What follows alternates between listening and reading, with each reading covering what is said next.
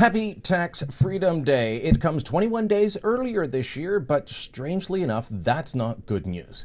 If you're not familiar with the concept of Tax Freedom Day, that's the day in the year where the average Canadian has worked enough to pay their taxes for the full year. It's a calculation done annually by the Fraser Institute. Last year, Tax Freedom Day was on June the 8th. Now, it's on May 19th. The reason, though, is not one that we should be celebrating. It's not because the government is collecting less taxes. It's not because we all have more money in our pockets. No, Tax Freedom Day is coming earlier because many of us have a lot less money in our pockets. We're paying less in tax because fewer of us are working. We've seen the reports from Statistics Canada on the job numbers.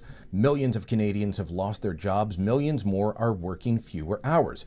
And so according to the Fraser Institute, we are seeing a drop in terms of what we're paying in taxes. Now, this comes at the same time as the government is putting spending through the roof, understandably so in some respects, but it is still a bad combination. But let me show you from the Fraser Institute's report what we are looking at in terms of average family income and average taxes. So in 2019, the average Canadian family earned about $118,000 in cash income. This year, that's down to $115,000. As you can see, income taxes have gone down from $17,800 to $14,400. Also seeing a drop in sales tax from $7,800 to $5,600. That's because we're spending a lot less.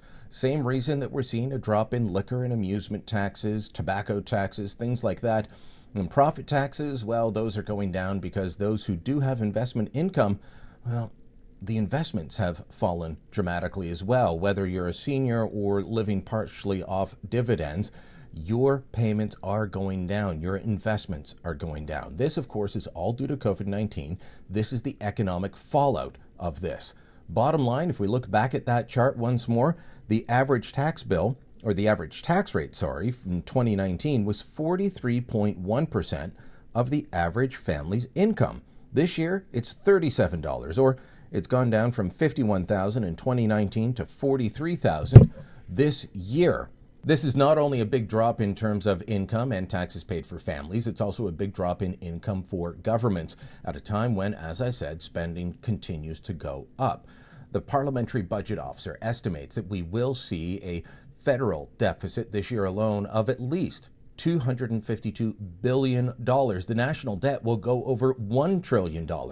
That doesn't even take into account what the provinces are looking at or what municipalities are dealing with as well. If you're in a major city running a transit system that still has to operate even at reduced schedules, you are losing millions by the day. All of this means that at some point, we are going to have a massive bill to pay. The Fraser Institute estimates that if governments were forced to tax for every dollar they're spending this year, we would be looking at working for the government from January 1st until July 26th before we would start keeping that money for ourselves. That shows you, 68 days later, that shows you how big a tax bill we're going to face at the end of this. Some of it can't be avoided, but that doesn't mean that we spend without care, that we don't look at how governments are doling out our tax dollars that eventually we or our children or grandchildren will have to pay. We need to be responsible even in times of pandemic.